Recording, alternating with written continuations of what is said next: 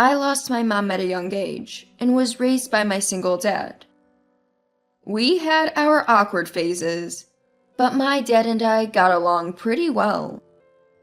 Dad, always putting family first, focused his attention entirely on me.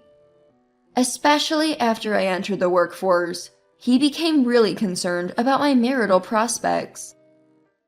Through my dad, I met a guy from a prominent family. However, the guy's mom looked down on me and my single dad for being less than. My family-focused dad had the ultimate payback on the snooty family. In the end, I found happiness with the man I love. This is the story of how I, raised by a single dad, grabbed hold of happiness. I was born to parents who loved each other deeply. My dad was always busy with work and came home late, but he always helped Mom with household chores, like cleaning the shower room. Mom was a gentle soul who would lighten up any room she was in. Our weekends were filled with family picnics and the sandwiches Mom made. While I was running around on the grass, my parents would be chatting and filming me. Dad would somehow find time to take off work to attend my school events with Mom. I loved both of them, and life was good.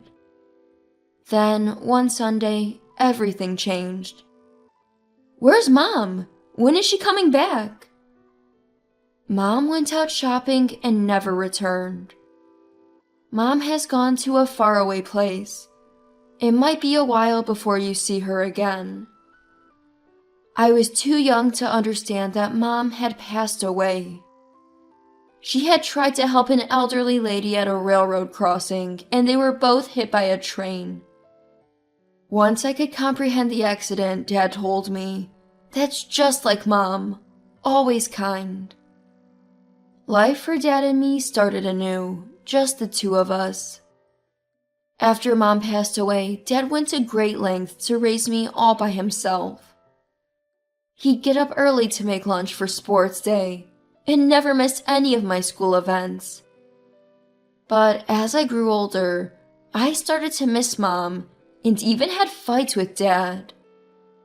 Once I hit high school, the typical teenage girl worries caused me to grow distant from Dad. My dad's concern for me started to feel more like a burden, and there were times when I said really hurtful things to him. "Why do you keep asking about what happened at school? It's annoying. Leave my life decisions to me. So what if I'm late? Why do you care so much? Just leave me alone." Looking back, I realized Dad was always thinking of me because Mom wasn't there anymore. Maybe I was a bit hard on myself back then. I heard later that my dad had been worrying about me, even going so far as to consult his colleagues and my mom's old friends. Looking back, I wish I'd been a bit nicer to him. Sometimes his excessive concern about my education and school life would get on my nerves, and I'd act out. But thanks to his support, I got into my top choice university. When I got to college, I understood where he was coming from, and things between us smoothed out. I apologized for my teenage rebellion, and he laughed and forgave me. Around the time I started college, Dad started coming home a bit earlier. I often cook dinner ahead of time, and we eat together after reheating it. By then, we could also reminisce about Mom. I remember how happy he always looked when he heard about my college life. Come to think of it, ever since Mom passed away, he's only ever wanted to hear about my life, never talking about his work or complaining about anything. College was a good chapter for me and Dad. I joined the tennis club and really enjoyed it. I even confessed my feelings to a cool senior and had a relationship. When I told Dad about my boyfriend, he was both excited and cautious, saying, "Be careful, let me know if anything happens. Marriage comes after graduation." Unfortunately, that relationship ended within 6 months due to misunderstandings. But I'm still in touch with Nicholas and Olivia, classmates I met through the tennis club.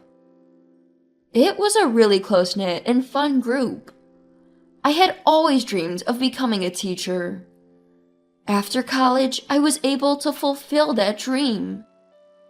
I was 4 years into my career as an elementary school teacher. I'd been living on my own ever since I started teaching. Seeing my dad's face after such a long time was a shock. He seemed to have aged so much in just a year. His face was wrinkled and he had more gray hair. Even picking up a magazine seemed to be a struggle for him. "Dad, let me get that for you." I offered, helping him around the house. He told me not to, but I went ahead and changed all the light bulbs in the house. Both he and I felt his decline. "Hey, Lily, how about settling down? You haven't dated anyone since you broke up with your tennis club senior. It'll give me peace of mind. I'm getting old, you know?" I was of the mindset that marriage could wait. Yet, I could sense Dad's concern for me. So, I decided to meet just once with the person Dad wanted to introduce me to. The location was a private lounge in a luxury hotel. The room was opulent, beyond anything I'd ever seen. The man I was meeting was wearing an incredibly expensive-looking suit, and his mother, Elizabeth, dressed in an equally lavish dress, was with him. According to Dad, the guy was from a prestigious family that's been around for over 200 years. His name was Christopher. Christopher's family owned several major businesses in the region, and they were a family-run enterprise. Dad said only someone of this caliber is a match for Lily, with a chuckle. But honestly, I felt intimidated. I just want to marry a normal guy. I wondered where Dad found such a guy. His connections must be incredible. These thoughts crossed my mind as I finished my greetings. "Nice to meet you. I'm Lily. Thank you for having me today." However, Elizabeth immediately started commenting on my lack of a mother. "It's so sad you were raised by just your father. We raised Christopher as a couple. A family needs both parents," she said, repeatedly pointing out my motherless upbringing. Christopher was very quiet whenever his mother spoke, nodding in agreement. He must be a mama's boy. When the topic turned to careers, Elizabeth seized the opportunity to boast about her son. "Christopher will eventually be a CEO, you know. He'll be in charge of multiple companies. And that's because we, as a married couple, raised him," she said. Throughout the conversation, she frequently criticized the concept of a single father. Moreover, when I mentioned being a teacher, she said, "Oh my, it's so unfortunate for the children that you, raised by a single father, are a teacher. I'd move my kids to another school. They really have lax hiring criteria for teachers, don't they?" Honestly, the conversation was far from enjoyable, and even the luxurious meal tasted awful when shared with Christopher and Elizabeth. I later heard that Elizabeth is domineering towards everyone and brags about her prestigious family. I wondered how long I'd have to endure this company. Every time she opened her mouth, it was about how she was destined to marry into a prestigious family or become a CEO, or how being a single father was some kind of issue. I was over it. What really hurt was when she seemed to criticize my dad, who's worked so hard to raise me on his own. Things reached a breaking point when Elizabeth started complaining about my job. At this point, there's no use in talking further. We're leaving. I'm looking forward to the news tomorrow morning. With that, my dad and I left the fancy hotel lounge. Elizabeth was shouting something as we left, but Dad closed the door firmly behind us, ignoring her. I can tolerate her looking down on me, but I won't stand for her demeaning you, Lily. Even after we got home, Dad was still fuming. The next morning, it turned out that Dad's threat about the news wasn't empty. You see, my dad is the chairman of one of the country's leading corporations. But unlike that woman, he's never bragged about it. He didn't even mention it during the introduction, keeping quiet about his influential role. After that disastrous dinner, Dad started the process of acquiring part of Christopher and Elizabeth's company. This sudden move sparked internal strife within their organization, splitting people between our side and theirs. Many employees had already been dissatisfied with their family-run business, which ultimately fell apart because of Dad's actions. In the end, it seems that Christopher, his father, and his mother were ousted from their roles as heads of the corporate group. Elizabeth took great pride in being from a prestigious family and owning a corporate conglomerate. When her family empire started crumbling, word got around that she couldn't handle it and had a breakdown. I'm sorry for the unpleasant experience. Let's stop with these matchmaking setups. Lily, find someone you love and marry when you're ready, Dad later told me. He never again pushed me to consider marriage. I was also wary of any more introductions for potential marriage partners. But surprisingly, I found myself getting married sooner than expected.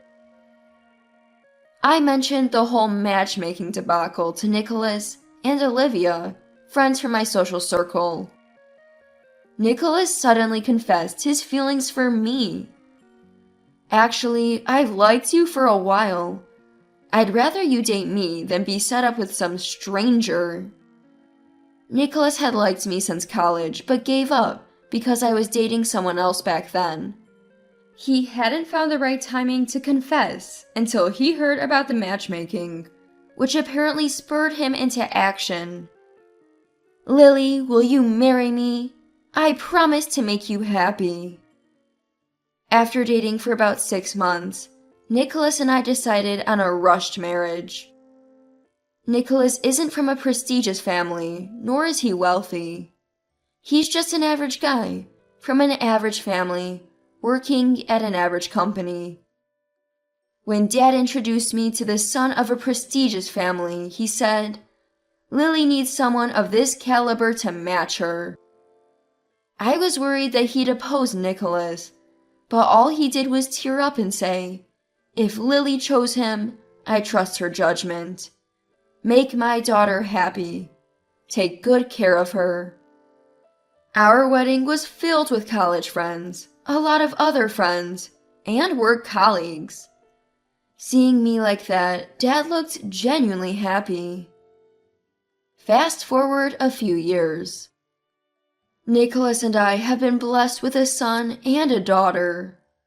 We don't live with Dad, but we make it a point to visit him during extended holidays with the kids.